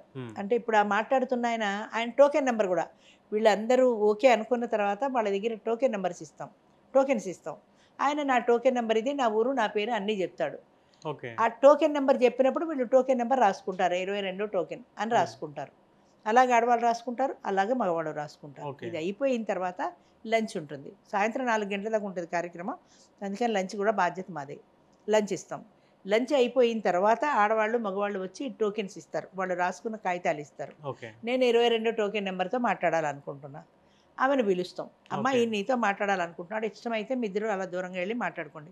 వాళ్ళ సీటింగ్ అరేంజ్మెంట్ వేరే ఉంటుంది. అంటే కొంత ప్రైవేట్గా వాళ్ళు మాట్లాడుకుంటారు Yes, కాబట్టి. ma'am. ఇలాగే ఆడవాళ్ళు ఇస్తారు. నాకు 50వ టోకెన్ నెంబర్తో మాట్లాడాలనుకుంటున్నా, ఆయన్ని పిలుస్తాం. వాళ్ళిద్దరు వెళ్ళి మాట్లాడుకుంటారు. వాళ్ళు మాట్లాడుకున్నప్పుడు వాళ్ళ ఫ్యామిలీ బ్యాక్గ్రౌండ్, అంటే వాళ్ళకి పిల్లలు ఉన్నారా, బర్త్డేన్ ఉందా, పిల్లలకి పెళ్ళిళ్ళు అయిపోయా, పిల్లలు యాక్సెప్ట్ చేశారా లేదా, వాళ్ళ పర్సనల్ విషయాలన్నీ వాళ్ళు అక్కడ మాట్లాడుకుంటారు. అక్కడ మాట్లాడుకుని ఇష్టపడ్డ వాళ్ళు మాకు వచ్చి చెప్తారు, మేము ఇద్దరం మాట్లాడుకున్నాం, మాకు ఇష్టమైంది, మేము పెళ్లి చేసుకుంటాము. ఇష్టం లేని వాళ్ళు వెళ్ళిపోతారు. Okay madam. అంటే ఈ ప్రాసెస్ తర్వాత, మ్యారేజ్ తర్వాత అనుకుంటే ఇప్పుడు ఫర్ ఎగ్జాంపుల్ నిలబడి నడిచి వాళ్ళు ఆ పనులు వాళ్ళు చేసుకునే వాళ్ళకి ఇది బాగుంటుంది. అవును. కానీ ఎవరైతే ఇప్పుడు వైఫ్ అండ్ హస్బెండ్ ఇద్దరు ఉన్నారు, వాళ్ళు నడవలేరు, అంటే అక్కడికి వచ్చిన తర్వాత ఒక ఏజ్ వచ్చిన తర్వాత ఏజ్ పెరుగుతున్న కొద్దీ వాళ్ళు నడవలేరు, వాళ్ళ పనులు వాళ్ళు చేసుకోలేరు, వాళ్ళ హస్బెండ్కి కానీ వైఫ్ కానీ ఒకరినొకరు హెల్ప్ చేసుకోలేరు. అలాంటి వాళ్ళు ఎవరు చేసుకోరుగా అసలు. అంటే ఆఫ్టర్ మ్యారేజ్ దాని తర్వాత ఆఫ్టర్ మ్యారేజ్ అయితే అలా దానికి ఏమైనా అయిపోతే, సొల్యూషన్ ఉందా మేడం మీ దగ్గర? ఇప్పుడు భార్యాభర్తలు ఉన్నారనుకోండి, మ్మ్. ఒక భర్త డిజేబుల్డ్ అయిపోయాడు, లేదా భార్య డిజేబుల్డ్ అయిపోయింది, ఏం చేస్తాడు భర్త చెప్పండి. మ్మ్. అంటే ఏ- నేను అడిగే క్వశ్చన్ ఏంటంటే మేడం, మ్మ్. ఇప్పుడు హస్బెండ్ ఉన్నాడు, వైఫ్ ఉంది, వాళ్ళిద్దరికీ ఇంకా ఎనర్జీ లేదు, హెల్ప్ చేసుకునే స్థితిలో ఇద్దరూ లేరు. మ్మ్. అలాంటి వాళ్ళకి అలాంటి స్థితిలో ఉన్నప్పుడు అంటే ఆ ప్రాబ్లమ్కి సొల్యూషన్ ఎలా ఫస్ట్ ఇస్తారు? థింగ్ ఏంటంటే, మాకు పెళ్లితో సంబంధం లేదు. ఓకే. మాది పరిచయ వేదిక మాత్రమే. పరిచయం వేదిక మాత్రం. పరిచయాలు మాత్రమే చేస్తాం. పెళ్ళి నిర్ణయించుకునేది వాళ్ళు, చాయిస్ వాళ్ళది. ఓకే. వాళ్ళు మాట్లాడుకుని వాళ్ళు డిసైడ్ చేసుకుంటారు. అలాగే పెళ్లి తర్వాత వచ్చే కాన్సిక్వెన్సెస్ కూడా వాళ్ళదే బాధ్యత. మాకేం బాధ్యత లేదు ఓకే. కదా, మాకేం ఫండ్ లేదు వీళ్ళందరికీ తీసి కూర్చోబెట్టి పోషించడానికి. అంచేత పెళ్లి తర్వాత ఏదైనా ఇబ్బందులు వచ్చినట్లయితే ఎలా చేయాలనేది వాళ్ళిద్దరికీ సంబంధించిన విషయం, మాకు సంబంధం లేదు కదా. కానీ అంటే ఇప్పుడు ఆ మ్యారేజ్ ఎవరైతే చేసుకుంటున్నారో ఆ టూ సైడ్స్ వాళ్ళ పిల్లలు ఒప్పుకోకపోవచ్చు. సో మేమిద్దరం ఎప్పటికీ కలిసి ఉంటామని వాళ్ళిద్దరు ఒప్పుకొని ఆ, తర్వాత ఇంకా ఏజ్ పెరిగిన తర్వాత ప్రాబ్లమే కదా మేడం, దీనికి సొల్యూషన్? ఇప్పుడు రిజిస్టర్ మ్యారేజ్ ఉందండి, అవును. రిజిస్ట్రార్ గారు వెళ్ళి అందరికీ సాయం చేస్తున్నారా? ఎస్. రిజిస్టర్ మ్యారేజ్ వరకే చేస్తారు ఆయన. ఆ Okay. తర్వాత వాళ్ళ కర్మది. బాగుంటారో బాగుండరో, వాళ్ళ వైఫ్ వాళ్ళకి అనారోగ్యమో, మిగతావన్నీ వాళ్ళిద్దరికీ సంబంధించిన విషయం. ఓకే. పెళ్లి చేసిన రిజిస్ట్రార్కి సంబంధం లేదు, పీటల మీద పెళ్లి చేసిన బ్రాహ్మడికి సంబంధం లేదు. అలాగే మాకు కూడా కదా, మీకు ఒక అవకాశం ఇచ్చాం, లైఫ్ లాంగ్ గ్యారంటీ మేము ఇవ్వలేం కదా. ఇప్పుడు పెళ్లి చేసిన బ్రాహ్మడు పీటొచ్చుకు వాళ్ళ వెనకాల తిరగడు కదా. ఓకే. అలాగే వాడు బాగున్నాడా లేదా, వీడు బాగున్నాడా, వాడికి కాలు చేయి పడిపోయిందా, ఈవిడ లేవట్లేదా, వీటితో మాకు సంబంధం లేదు కదా. పెళ్ళి మీరిద్దరు ఇష్టపడి చేసుకున్నారు, మేము చేయలే, మాది పరిచయ వేదిక మాత్రమే. మీ ఇద్దరు మాట్లాడుకున్నారు, మీ ఇద్దరు ఇష్టపడ్డారు, తర్వాత వచ్చే కాన్సిక్వెన్సెస్ కూడా మా బాధ్యత లేదు. ఓకే. ఇప్పుడు కొంతమంది చెప్తూ ఉంటారు, లివింగ్ రిలేషన్ ఉంది ముఖ్యంగా. లివింగ్ రిలేషన్లో ఈ ఏడాది వెళ్తారు, ఈ ఏడాదో 2 ఏళ్ళే ఉంటారు, ఇద్దరు విడిపోతారు 2 ఏళ్ల తర్వాత. ఆవిడ మళ్ళీ వచ్చేస్తుంది పెళ్లి చేసుకోవడానికి, మేము యాక్సెప్ట్ చెయ్యం. ఓకే. నేను లివింగ్ రిలేషన్లోనే కదా ఉన్నాను అంటుంది. లివింగ్ రిలేషన్లోనే ఉన్నావు, కానీ ఎంతమందితో లివింగ్ రిలేషన్లో ఉంటావు. ఇప్పుడు వీడు కాదు వాడు కాదని వీడు చీరలు మార్చినట్టు మొగాళ్ళని మారుస్తావా? అలా చీరలు మార్చినట్టు మొగాళ్ళని మార్చి ఆడదాన్ని ఏమంటారు? నేను ఇలాగే డైరెక్ట్గా అడుగుతాను, వాళ్ళకి కోపం వస్తుంది. కానీ ప్రాస్టిట్యూట్కి ఇల్లాలకి తేడా ఏంటి చెప్పండి? ప్రాస్టిట్యూట్ 10 మందితో తిరుగుతుంది, నీకు ఒకసారి మాత్రమే అవకాశం ఇచ్చాం, లివింగ్ రిలేషనే కదా అని 10 సార్లు అవకాశం ఇవ్వలేదు కదా. అలా 10 మందితో మాట్లాడే అది బజార్ ఆడదాని కింద లెక్క, ఇల్లాల కింద లెక్కకి రాదు. అంచేత లివింగ్ రిలేషన్ అన్నంత మాత్రాన 10 మందిని చాలామంది ఇదే అడుగుతారు, లివింగ్ రిలేషనే కదండి అని. లివింగ్ రిలేషన్ అయినా నీకంటే నీ కాన్షియస్ ఎలా ఒప్పుకుంటుంది? దాంతో పెళ్లి చేసుకుని లేదా లివింగ్ రిలేషన్లో ఉన్నా, అది లివింగ్ రిలేషన్ పెట్టడానికి కారణం ఏంటంటే పిల్లలు చాలామంది పెళ్ళి ఒప్పుకోరు. 60 ఏళ్ళు వచ్చిన వాళ్ళు ఇద్దరు పెళ్లి చేసుకుందాం అనుకున్నారు, పిల్లలు అడ్డం. పిల్లలు అడ్డం వస్తున్నారు కాబట్టి వీళ్ళిద్దరు ఇక్కడ పడి వాడు ఎవడో అమెరికాలో కూర్చున్నాడు, వీడేమో తండ్రి 65 ఏళ్ళ వాడు ఇక్కడ హైదరాబాద్లో కూర్చున్నాడు, వాడు చూడడానికి రాడు, ఈయన అక్కడికి వెళ్ళడు, ఈయన బాధ ఎవరు చూస్తారు? అందుకోసమని లివ్ ఇన్ రిలేషన్ పెట్టాం. ఎందుకంటే ప్రాపర్టీలో షేర్ పోతుందని. ముఖ్యంగా సంపన్న కుటుంబాల సమస్య ఏంటంటే ప్రాపర్టీ షేర్ పోతుందని పిల్లలు ఒప్పుకోరు చాలామంది. Yes ma'am. లీగల్ వైఫ్ అయితే ఆమె కూడా ఒక షేర్ వస్తుంది కదా, ఆమెకి ఆ షేర్ పోవడం ఇష్టం ఉండక పిల్లలు ఒప్పుకోరు. కారణం ఏదో ఒకటి చెప్తారు కానీ ఒప్పుకోరు. కేవలం ఆస్తే అడ్డమైనప్పుడు ఈ ఆస్తే అక్కర్లేదంటే పోతుంది కదా, అందుకని లివ్ ఇన్ రిలేషన్ పెట్టాం. లివ్ ఇన్ రిలేషన్లో ఆమెకు ఆయన ప్రాపర్టీలో ఎలాంటి హక్కు లేదు, ఆమె ప్రాపర్టీలో ఆయనకి ఎలాంటి హక్కు లేదు. ఇద్దరికీ ప్రాపర్టీకి సంబంధించి హక్కులు లేవు. వ్యక్తిగతంగా ఒకళ్ళనొకళ్ళు ఇష్టపడ్డారు, కలిసి ఉంటున్నారు, అంతవరకే. ఓకే. అంతేగాని ఆయన ఆస్తిపాస్తుల్లో ఈవిడికి హక్కు లేదు, అలాగే ఆమె ఆస్తిపాస్తుల్లో ఆయనకి హక్కు లేదు. ఇంకొకటి ఏంటంటే పడకపోతే డైవర్స్ ఇచ్చుకుంటే 60 ఏళ్ల వయసులో డైవర్స్ కోర్టులో కేసేసుకుని ఒక 10 ఏళ్ళ కింద కోర్టు కాదని మీద కోర్టు, మీద కాదు సుప్రీంకోర్టు, ఇలా తిరిగేంత వయసు లేదు వీళ్ళకి. అంచేత ఈ చిన్నప్పుడు అంటే ఏదో కోర్టు చుట్టూ తిరుగుతారు. 60 ఏళ్ల వయసు వచ్చి ఇప్పుడు మీరు పెళ్లి చేసుకుని విడాకులు ఇచ్చుకునే కంటే లివ్ ఇన్ రిలేషన్లో ఉన్నారనుకో, ఎవరి ఆస్తి ఎవరికి సంబంధం లేదు, ఉన్ననాళ్ళు కలిసి ఉంటారు, వద్దంటే ఓ సలాం కొట్టి వెళ్ళిపోతారు. ఎవరి బతుకులు వాళ్ళవే, ఎవరి దారి వాళ్ళదే. నీ దారి నువ్వు బతుకుతావు, ఆయన దారిని ఆయన బతుకుతాడు. అంతేగాని మళ్ళీ ప్రాపర్టీ కోసం కేసేసి లేదా విడాకుల కోసం కేసేసి మెయింటెనెన్స్లు తీసుకొని దీనికి అవకాశం లేదు. కేవలం వ్యక్తిని వ్యక్తిగా ఇష్టపడితే వెళ్ళు, ఆయనతో కలిసి ఉన్నానన్నప్పుడు ఉండు, వద్దంటే ఎవరి దారి వాళ్ళది. ఓకే మేడం, ఇప్పుడు మీరు లివింగ్ కూడా పెట్టారు. అవును, మ్యారేజ్ పెట్టారు, లివింగ్ అవును, పెట్టారు. అవును. సో మ్యారేజ్కి ఒక బేసిక్గా మీరు ఒక ప్రాపర్ ప్లానింగ్ అనేది ఉంది కాబట్టి ఓకే. బట్ లివింగ్ అనేది మీ దగ్గర మ్యారేజ్కి మీరు సర్టిఫికేట్ ఇస్తారా మేడం? మ్యారేజ్ సర్టిఫికేట్ మేము ఎలా ఇస్తాం, మాది వ్యాలిడ్ కాదు. ఓకే. అండ్ ఇప్పుడు లివింగ్ రిలేషన్షిప్కి మరి లీగల్గా ఎలాంటి కేరింగ్స్ తీసుకుంటున్నారు? లీగల్గా అనేది అది చట్ట ప్రకారం వాళ్ళు తీసుకోవాల్సింది కేరు. ఓకే. ఆడవాళ్ళు కూడా చాలా తెలివి మీరారు. ఎందుకంటే మగవాళ్ళు ఏం చేస్తున్నారంటే మేము లివ్ ఇన్ రిలేషన్ అని అంటాడు ప్రతివాడు. అంటే వాడికి అర్థమైంది ఏంటంటే అక్కర్లేదంటే వదిలేయచ్చు కదా, ఈజీ ప్రాసెస్, వాడికి అంతే తెలిసింది. అక్కర్లేదంటే పొమ్మనొచ్చు కదా, అక్కర్లేదంటే చెంగునెత్తినేసుకుని వెళ్ళిపోయేలా లేరు ఆడవాళ్ళు కూడా. వాళ్ళేం అడుగుతున్నారంటే నీ ప్రాపర్టీలో నాకు షేర్ లేదు, నాకు ఫైనాన్షియల్ సెక్యూరిటీ చూపించు. ఓకే. ఇప్పుడు రేపు పొద్దున్న 2 ఏళ్ల తర్వాత నువ్వు కాదని పొమ్మంటే నేను ఎలా బ్రతకాలి? లీగల్ వైఫ్ అయితే కోర్టులో దావా వేస్తుంది, నీ దగ్గర భరణం తీసుకుంటాను, బ్రతుకుతాను. నాకు భరణం లేదు కదా, అంచేత నాకు మెయింటెనెన్స్ లేదు కాబట్టి నాకు ఫైనాన్షియల్ సెక్యూరిటీ ఏమి ఇస్తావు? ఓకే. అది ఏ స్థాయి దాకా వెళ్ళారంటే ఆడవాళ్ళు, నాకు ఒక ఇల్లు రాసి హైదరాబాద్లో, ఇల్లు. ఓకే. ఇల్లు అంటే హైదరాబాద్లో కోట్ల విలువ చేస్తుంది. ₹1,00,00,000 లేనిది అసలు ఇల్లు ఎక్కడుందండి హైదరాబాద్లో? అంచేత ₹1,00,00,000 ఆస్తి 60-70 ఏళ్ల వయసు వచ్చి ఎవడండి ఇస్తాడు చెప్పండి? నాకు ఇల్లు ఏదో నువ్వు ఉన్నా లేకపోయినా రేపు పొద్దున్న వెళ్ళిపోయినా ఆ ఇంట్లో పడి ఉంటాను అని చాలా తేలిగ్గా చెప్తారు. నాకు ఇల్లు రాసిస్తేనే నేను పెళ్లి చేసుకుంటా, అదే లివ్ ఇన్ రిలేషన్లోకి వస్తా. వాడు ఇల్లు రాసివ్వడు, నువ్వు వద్దు, నీ లివ్ ఇన్ రిలేషన్ వద్దు, నమస్కారం పెట్టి వెళ్ళిపోతాడు. సహజమే కదా. లేట్ మ్యారేజెస్ పెళ్ళిళ్ళు అవ్వకపోవడానికి కూడా కారణం ఏంటంటే ప్రాపర్టీ సెక్యూరిటీ అడుగుతున్నారు ఆడవాళ్ళు. ఎందుకంటే నాకు లీగల్గా నాకు రైట్ లేదు కాబట్టి నీ ప్రాపర్టీలో. అందుకని మగవాళ్ళు కూడా ఏం చేస్తున్నారంటే అబ్బాయి అసలు నాకు ఆస్తులు ఏమీ లేవండి, నాకు ఏదో పెన్షన్తో బతుకుతున్నాను, ఇప్పుడు నేనున్నానా ఇల్లు, ఈ ఇల్లు నాది కాదండి, మా అబ్బాయికి ఎప్పుడో రాసి ఇచ్చేసా, అది మా అబ్బాయి ఇంట్లోనే నేను ఉంటున్నా. ఓకే. అప్పుడు ఈవిడ అడుగుతుంది, సరేనయ్యా మీ అబ్బాయి ఇంట్లో నువ్వు ఉంటున్నావు, పెళ్ళి కానీ లివ్ ఇన్ రిలేషన్ కానీ, నీతో పాటు నేను ఆ ఇంట్లో ఉంటా, 4 ఏళ్ళకో 5 ఏళ్ళకో నువ్వు చేస్తావు, అప్పుడు నీ కొడుకు నన్ను ఇందులో ఉండనిస్తాడా? ఉండనివ్వడు కదా సహజంగా. మా నాన్నతోటే పోయింది నీ బంధం, పోవమ్మా అని బయటికి గెంటేస్తాడు. వాడేమంటాడంటే ఇది వరకల్లా బతికిందో అలాగే బతుకుతుందండి, నేనున్నాళ్ళు నాతో ఉంటుంది, నా తదనంతరం ఇదివరకు బతకలేదండి అలాగే బతుకుతుంది అంటాడు. నేనేమంటానంటే ఆవిడ 50 ఏళ్ల వయసులో ఏదో ఉద్యోగం చేసుకుంటుంది, కాదు నేను పెళ్లి చేసుకుంటాను రా అని పిలిచావు, నిన్ను నమ్మి ఆ ఉద్యోగం వదిలేసి వచ్చింది ఇక్కడికి, 60 ఏళ్ళు వచ్చాయి, ఇప్పుడు నువ్వు చచ్చావు, ఇప్పుడు ఈవిడ వెనకెడితే 60 ఏళ్ళకి రిటైర్ అయిన వాడికి ఉద్యోగం ఇస్తారా వాళ్ళు? ఇదివరకు ఎలా బతికిందో అలాగే బ్రతుకుతుంది అనే మగవాడికి ఈ ఆలోచన ఎందుకు రాదు? అది ఎస్కేపిజం కాదా? నా కొడుకు ఆస్తి నా కొడుకే ఉండాలి, ఈమెకేమీ ఉండకూడదని కాదా? అంతే కదా. ఇది వరకు బతికినట్టు ఆమెకు ఉద్యోగం లేదు, నువ్వు పెళ్లి చేసుకొని వచ్చావు, చెడ్డ డబ్బు అటు కాకుండా ఇటు కాకుండా, వేరే ఆదాయం లేదు, ఎలా బ్రతుకుతుంది? కాబట్టి మగవాళ్ళని సెక్యూరిటీ అడుగుతున్నారు ఆడవాళ్ళు. అడగడం కూడా రీజన్ ఉంది, కరెక్టే, కానీ అది కూడా అతి మించిపోయి ఏకంగా ఇల్లు అడుగుతున్నారు. మేడం అంటే నా డౌట్ ఏంటంటే మీరు మ్యారేజెస్ అనేది అరేంజ్ చేస్తున్నారు, అవును. లివింగ్ కూడా అరేంజ్ చేస్తున్నారు. అవును. సో ఎవరైతే ఆడవారు, మగవారు మీ దగ్గరకు వస్తారో హ్మ్. మ్యారేజ్ కోసమని, లివింగ్ కోసమని, హ్మ్. ఈ రెండిటి విషయాల్లో వాళ్ళిద్దరికి ఆడవారికి, మగవారికి మీరు ఎలాంటి అడ్వైస్ ఇస్తారు ముందు?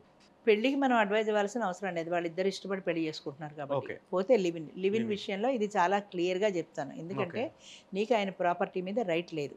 ఓకే. ఆయన మీ ఇద్దరికి ఇష్టమైన నాళ్ళ ఉండడం, లేదంటే వెళ్ళిపోవడం. అయితే ఇందులో గవర్నమెంట్ కూడా ఒక వెసులుబాటు కల్పించింది. ఏంటంటే డైవర్స్ అయితే మెయింటెనెన్స్ ఉంది. లివ్ ఇన్ రిలేషన్‌లో మెయింటెనెన్స్ లేదు ఓకే. కదా! హ్మ్. అయితే 2005 అని ఒక యాక్ట్ ఉంది. డొమెస్టిక్ వైలెన్స్ అనే యాక్ట్ ఒకటుంది. భార్యాభర్తలు ఇద్దరు ఉన్నప్పుడు అందులో డొమెస్టిక్ వైలెన్స్ కింద భార్య ఒక కేసు వేసినప్పుడు ఆయన మీద, ఆయన డొమెస్టిక్ వైలెన్స్‌లో ఆయన ఇలాగ అమ్మాయిని హింస పెడుతున్నాడు అని ప్రూవ్ అయితే, ఆ మెయింటెనెన్స్ కింద కాకపోయినా కొంత కాంపెన్సేషన్ కింద అమ్మాయికి ఇమ్మంటారు. ఓకే. అతని భర్త. డొమెస్టిక్ వైలెన్స్ కేసు గనుక 2005 యాక్ట్ ప్రకారం ఈ ఆడది వేస్తే, అది నిజమని ప్రూవ్ అయినప్పుడు ఆయన కొంత కాంపెన్సేషన్ భార్యకి ఇవ్వాలి. హ్మ్. దానికి లివ్ ఇన్ రిలేషన్ కూడా అటాచ్ చేశారు. ఓకే అంటే మేడం. లివ్ ఇన్ రిలేషన్‌లో కూడా ఈమె 2005 యాక్ట్ ప్రకారం ఆయన మీద కేసేసుకోవచ్చు. ఓకే. నీకు డైవర్స్ మెయింటెనెన్స్ లేదు. కానీ 2005 యాక్ట్ ప్రకారం డొమెస్టిక్ వైలెన్స్ కింద ఏసుకోవచ్చు. నేను లివింగ్‌లోనే ఉన్నా, భార్యాభర్తలుగానే ఉన్నాం. కానీ ఆయన నన్ను హింసిస్తున్నాడు అని నువ్వు కేస్ ఏసుకుంటే, అది ప్రూవ్ అయితే అప్పుడు నీకు దాని నుంచి వచ్చే కాంపెన్సేషన్ వస్తుంది. ఓకే. అంచేత గవర్నమెంట్ కూడా కొంత సెక్యూరిటీ ఆడదానికి కల్పించింది. ఈ రకంగా ఓకే. ఇది లివ్ ఇన్ రిలేషన్‌లో కూడా. ఓకే.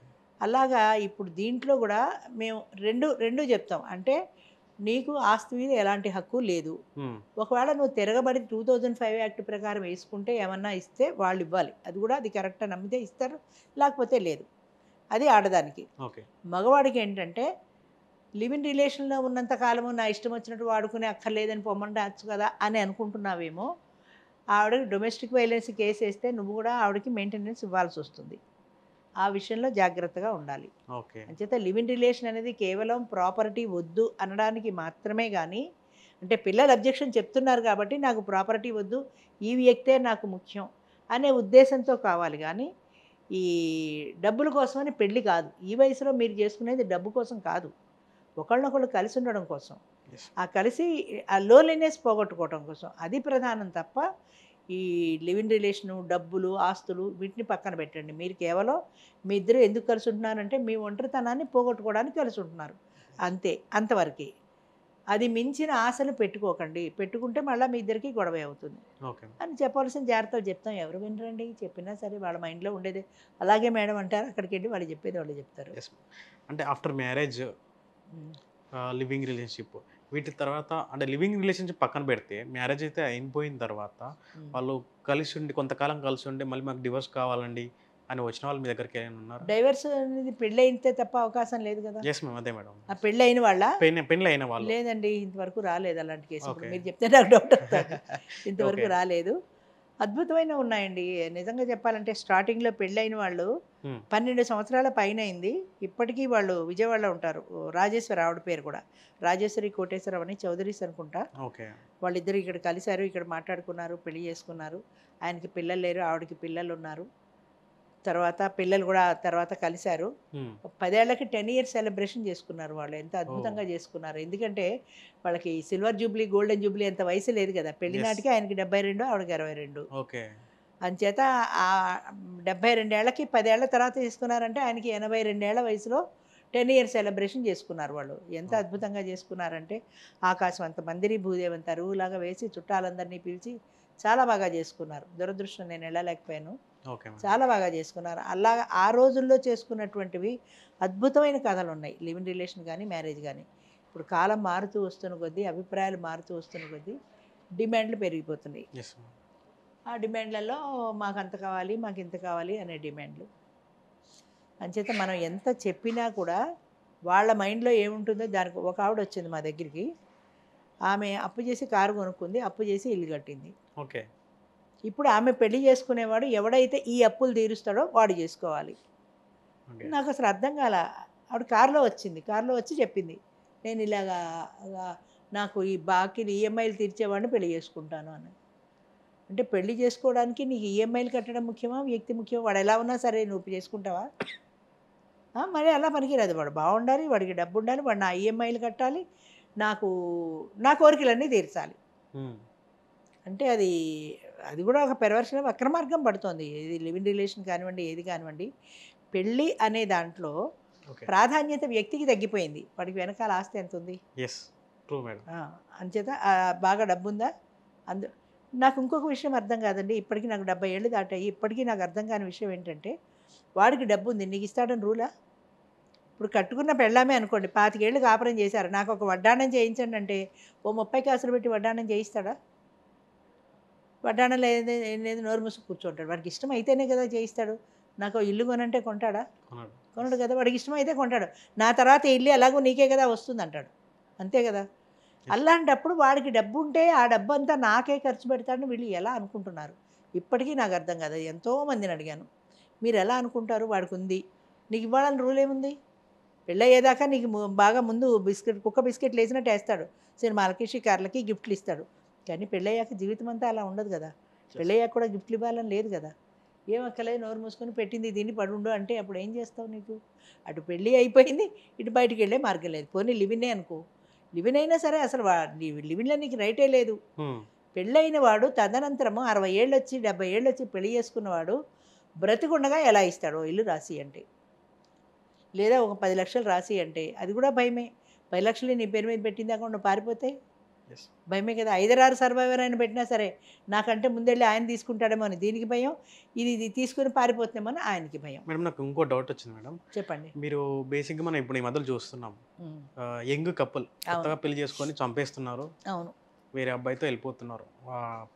పెళ్లి చేసుకున్న అబ్బాయి హస్బెండ్ ఉన్నాడు కదా! హస్బెండ్ ఆస్తి, పాస్తి, బంగారం అన్నీ తీసేసుకొని వెళ్ళిపోతున్నారు. అవును. మీరు పెళ్లి చేసిన తర్వాత, హ్మ్. మీ ఫౌండేషన్ నుంచి పెళ్లి చేసిన తర్వాత, ఎవరైతే పెళ్లి చేసుకున్నారో డబ్బు కోసం ఒక పర్సన్‌ని వాడు పెళ్లి ఇలా చంపేసి చంపేయట్లేదా? ఆ! ఇంకా అంత అడ్వాన్స్ యెస్. అవ్వలేదు. ఇక ఫ్యూచర్‌లో ఓకే. అవుతారేమో. ఎందుకంటే 60, 70 ఏళ్ళకి పెళ్లి చేసుకుంటున్నారు కాబట్టి, వాడి నుంచి డబ్బు ఏమొస్తదనా ఇంకొకటి పెళ్లి చేసుకుంటే మీరన్నట్టు ఆమెకి ప్రాపర్టీ షేర్ వస్తుంది. యెస్. ఇంకొక భయం కూడా ఉంటది. 60 ఏళ్ళొచ్చి పెళ్లి చేసుకున్న తర్వాత వాడు పీకి నూకితే వాడి పిల్లలుంటారు ఊరుకుంటారా వాళ్ళు? వాళ్ళు కేసేస్తే జైలుకి పోతానేమో ఓ చిన్న భయం ఉండిపోయింది. ఇంకా ఫ్యూచర్‌లో అది చేస్తారేమో తెలీలేదు. అంటే బేసిక్‌గా పెళ్ళికి పెళ్ళికి ఒప్పుకున్న వాళ్ళైతే ఓకే మేడం పిల్లలు. ఇప్పుడు అవును. ఎటు పిల్లలు ఒప్పుకోలేదు. నేను ఆయన, ఆయనకి నాకు ఇద్దరమే అవును. ఉన్నాము. సో, అవును. ఇదే మంచి ఛాన్స్ అని జెప్పేసి హస్బెండ్ చంపేసి గాని, వైఫ్‌ని చంపేసి గాని ఆస్తిని లాక్కునే ఛాన్స్ ఉంది గదా! ఆస్తులు ఎలా లాక్కుంటారండి? రిటర్న్ డాక్యుమెంట్ కావాలి కదా! Yes madam. అదే. అహా! ఇప్పుడు ఈవిడ పేరు మీద ఉంటే లాక్కుంటది. ఓకే. ఈవిడ పేరు మీద లేకుండా ఆయన పిల్లల పేరు మీద పెట్టాడనుకోండి, లేదా ఆయన పేరు మీద ఉందనుకోండి, అది ఎలా లాక్కుంటుంది? ఈవిడకి ఒక షేరే అంటే వస్తుంది. నేను అడిగేదేంటంటే ఎవరైతే చేసుకున్నారో హస్బెండ్ గాని, భార్య గాని వాళ్ళ పేరు మీద ఉన్న ఆస్తి కోసం చంపే అవకాశం ఉంటుంది కదా! ఇప్పుడు సమీక్ష ఎవరో పెళ్లి చేసుకున్నాడండి. ఆయన పేరు మీద ఉంది ఆస్తి. హ్మ్. ఆయన పేరు మీద ఆస్తి అంతా ఈవిడకొచ్చేది కదా! పిల్లలకి షేర్ పోను, ఈవిడకొక షేర్ వస్తుంది. అదే. యెస్ అంతే మ్యామ్. కదా! యాహ్! మొత్తం అంతా రాదు కదా! ఆయన ఆల్రెడీ ఒక డాక్యుమెంట్ రాస్తే అప్పుడు ఈయన్ని చంపేస్తే వస్తుంది. కానీ ఓకే. ఆయన రాయాలి కదా! ఆయనంతా ఈవిడ పేరు మీద రాయాలి. హ్మ్. అప్పుడు ఈవిడ చంపితే ఆ డాక్యుమెంట్ ప్రకారం ఈవిడకొస్తుంది. ఓకే. అప్పుడు కూడా పిల్లలు కేసు పెట్టొచ్చు. ఆవిడ ఇలా మాయ చేసి మా నాన్నని రాయించుకుని చంపేసింది అని కేసు పెట్టొచ్చు. చెప్పలేము. అప్పుడు దాన్ని ఆపేసి ఆస్తులు ఇవ్వకుండా కోర్టు జడ్జిమెంట్ ఇచ్చేదాకా కోర్టులో కేసు నడుస్తూనే ఉంటుంది. ఓకే. దీని జీవితం వెళ్ళిపోతుంది కానీ డబ్బులు రావు. యెస్. అంచేత డాక్యుమెంట్ అయినా సరే వాళ్ళ పేరు మీద ఉంటేనే వస్తుంది తప్ప లేకపోతే రాదు. యెస్. భర్త పేరు మీద ఉన్నా, ఆయన పిల్లల పేరు మీద ఇచ్చినా, ఎవరికి ఇచ్చినా ఈమెకి రాదు. ఈమె పేరు మీద పెడితేనే. ఓకే. అందుకే ముందే అడుగుతారు. మొన్న ఒకతను వచ్చాడు. అతనికి ఏదో పొలం 4 ఎకరాలో ఏదో పొలం ఉందిట. నన్ను ఎవరైనా పెళ్లి చేసుకుంటే 1 ఎకరం రాసిస్తానన్నాడు. ఓకే. ఆడు లుంగీ కట్టుకొచ్చాడు. గడ్డం మాసిపోయింది. గడ్డం కూడా చేసుకోలేదు. ఈయన్ని ఎవరు చేసుకుంటారు ఇలా లుంగీలు కట్టుకొచ్చాడు. నేను తిట్టాను కూడా. నున్నగా కాస్త గడ్డం గీసుకొని శుచిగా రావాలని తెలియదయ్యా. ఇలా నిద్రపోయి లేచొచ్చినట్టు ఒక మురికి తువ్వాలు ఒకటి భుజాన్ని వేసుకొని వస్తే ఎవరితయ్యా నేను చేసుకుంటుందని కోపడ్డాను కూడా నేను. ఆశ్చర్యంగా ఆయన ఒక అమ్మాయి అడిగింది. ఏంటంటే, నాకు నువ్వు ఎకరం ఇస్తానన్నావు కదా! ఆ ఎకరం అమ్మేసేయి.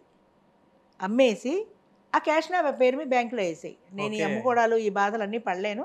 నేను నిన్ను పెళ్లి చేసుకుంటా ఓకే. అని అడిగింది. ఆయన అన్నాడు, ఇప్పుడు రేటు తక్కువున్నాయి. ఫ్యూచర్‌లో పెరుగుతాయి. పెరిగిన తర్వాత నీకు బోలెడు డబ్బు వస్తుంది కదా!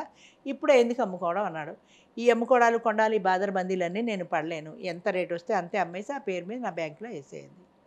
ఆయనకి భయం కదా! ఈవేళ బ్యాంకులో ఏసేస్తే అది ఉచ్చుకు నడిపోతుందని. యెస్. పెళ్ళి అవ్వలేదనుకోండి. సరే ఆయనైతే అలా అడిగింది. ఓకే. అలాంటి వాళ్ళు కూడా ఉంటారు. యెస్. డబ్బుల కోసమని పెళ్లి చేసుకునే వాళ్ళు ఉంటారు. ఆస్తుల కోసం పెళ్లి చేసుకునే వాళ్ళు ఉంటారు. ఇందాక చెప్పాను కదా! నా కార్‌కిను, ఇంటికి ఈఎంఐ కడితే నేను పెళ్లి చేసుకుంటాను.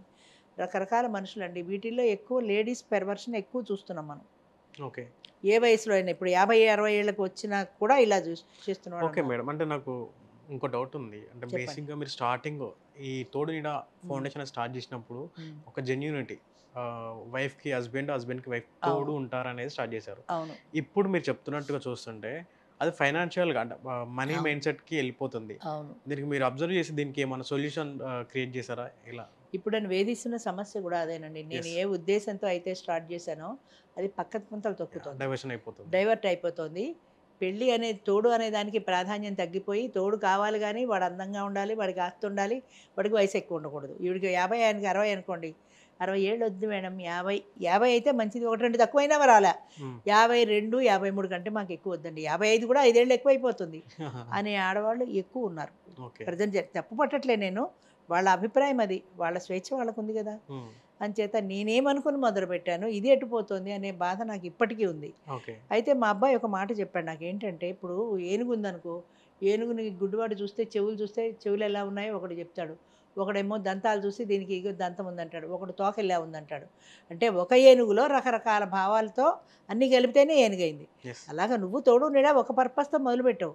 కానీ వచ్చిన వాళ్ళందరూ అదే పర్పస్‌లో ఉండాలని రూల్ లేదు కదా! ఎవరి అవకాశం వాళ్ళు చూసుకుంటారు. ఆమె పేదది, ఆమెకి డబ్బు కావాలి. అంచేత డబ్బున్నోడిని పెళ్లి చేసుకుందాం అనుకుంది. అది ఆమె తప్పు కాదు కదా! యెస్. అంచేత ఎవరి కోరిక ప్రకారము వాళ్ళు అనుకుంటారు. అది నేను ఇలా అనుకున్నాను కాబట్టి ఇలాగే ఉండాలి అనే రూల్ పెడితే నడవదు. యెస్. ఎవరిష్టం వాళ్ళది. ఇష్టమై పెళ్లి చేసుకున్నవాడు ఉంటే చేసుకుంటాడు. లేకపోతే లేదు. నువ్వు నిర్వహించేది పరిచయ వేదికే గానీ పెళ్లి కాదు కదా! దాంతో నీకు సంబంధమే లేదు. పరిచయ వేదిక నిర్వహిస్తున్నావు. ఇష్టమైతే పెళ్లి చేసుకుంటారు. లేకపోతే లేదు. అని చెప్పిన తర్వాత కొంతవరకు సాటిస్ఫై అయ్యాను. అదే కరెక్టేమో మనం ఏం చేస్తామని. అయితే ఇలాంటి తప్పుడు పనులు చేయడానికి ఇది ఒక వేదికగా పెట్టుకున్నప్పుడు మాత్రం నాకు బాధ అనిపిస్తుంది. అంటే లివ్ ఇన్ రిలేషన్‌లో 2, 3 సార్లు ఉండిపోయి మళ్ళా వచ్చిన వాళ్ళు, లేదా ఆస్తి కోసం నా ఈఎంఐలు కట్టేవాడిని పెళ్లి చేసుకుంటా అనేవాళ్ళు. ఇలాంటి వాళ్ళు ఉన్నప్పుడు బాధ అనిపిస్తుంది. కానీ వాళ్ళ కోరిక అది. దానికి తగ్గినట్టు ఎవడైనా వస్తే కదా! ఎవడు రాడు. అది సంగతి నాకు తెలుసు. Yes ma'am. ఎవడు రాడని. రాని వాళ్ళ కోరికే వాళ్ళు బయట పెట్టుకున్నారు అంతే. మనం ఏం చేస్తాం? యెస్. ఎవరు చేసుకోరు అలాంటి వాళ్ళని. అంచేత జరుగుతున్నది ఏంటంటే ఎంతమంది 300 మంది వచ్చినా అందులో 3 జంటలే సెటిల్ అవుతాయి. యెస్. ఇలా ఆస్తులతో డబ్బులు లేకుండా సంబంధం లేకుండా చేసుకునేవాళ్ళు. మొన్న ఈ మధ్య ఖమ్మంలో ఎవరో ఒక పోలీస్ డిపార్ట్మెంట్‌లో పనిచేసిన ఆయన చేసుకున్నాడు. ఆయనకి 72 ఏళ్ళు. హ్మ్. 66 ఏళ్ల స్త్రీ వచ్చింది. 65 ఏళ్ళు దాటి 66 కూడా దాటి 70లోకి వస్తుంది. ఈవిడని ఎవరు పెళ్లి చేసుకుంటారనుకున్నా. హ్మ్. ఆశ్చర్యంగా 72 ఏళ్ళు ఆయన చేసుకున్నాడు ఆవిడని. ఓకే. అంతే కదా! నిన్ననే ఫోన్ చేశారు. మా ఇంటికి రావాలి మీరు ఒకసారి అని. యెస్. Okay ma'am. సో, అంచేత అది ఎలా ఉన్నా కూడా అలాగా ఆస్తులతో సంబంధం లేకుండా చేసుకున్న వాళ్ళు ఇప్పటికీ హ్యాపీగా ఉన్నారు. ఇప్పటికీ అవుతున్నాయి. కాకపోతే తక్కువ అవుతున్నాయి. ఎన్ని అయ్యాయి అనే క్వాలిటీ కంటే కూడా నేను అదే క్వాంటిటీ కంటే క్వాలిటీ చూస్తున్నాను. ఓకే. ఎన్ని ఓ 30 పెళ్ళిళ్ళు అయ్యాయి అని డప్పు కొట్టుకునే కంటే 3 పెళ్ళిళ్ళు అయ్యాయినా సంతోషమే. ఇలా పెళ్లి చేసుకుని బాగున్నాం అమ్మా, సంతోషంగా ఉన్నాము, మీరు రావాలి అని పిలిచినప్పుడు నాకు సంతోషం అనిపిస్తుంది, ఆనందం అనిపిస్తుంది కదా! అంతే. అలాంటి క్వాలిటీ ఉన్నవాళ్ళే పెళ్ళిళ్ళు అవుతున్నాయి. అలాంటి ఉద్దేశంతో ఉన్నవాళ్ళే పెళ్లి చేసుకుంటున్నారు. Yes ma'am. ఇలాగా థాంక్ డబ్బులు కావాలి అనుకున్న వాళ్ళకి అవ్వవు. ఇప్పుడు కాదు ఎప్పటికీ అవ్వవు. Okay. Okay madam. Thank you so much. పిలవగానే వచ్చారు, ఇంటర్వ్యూ ఇచ్చారు. అండ్ తోడు నీడ ఫౌండేషన్ గురించి it's a great thought madam. మంచి ఉద్దేశ్యం ఇది. సో, ఈ ఉద్దేశ్యం, ఈ ఫౌండేషన్ ఇంకా ముందుకు చాలా జాగ్రత్తగా, చాలా మంచిగా ఇంకా ముందుకెళ్ళాలని నేను కోరుకుంటున్నాను. Thank you. నమస్కారం మేడం. థ్యాంక్ యూ బాబు. ఒక్క నిమిషం. యాహ్! చూసారు కదండీ. సో, ఇలాంటి ఇంటర్వ్యూస్ కోసం చూస్తూనే ఉండండి బీఆర్కే న్యూస్. Thank you.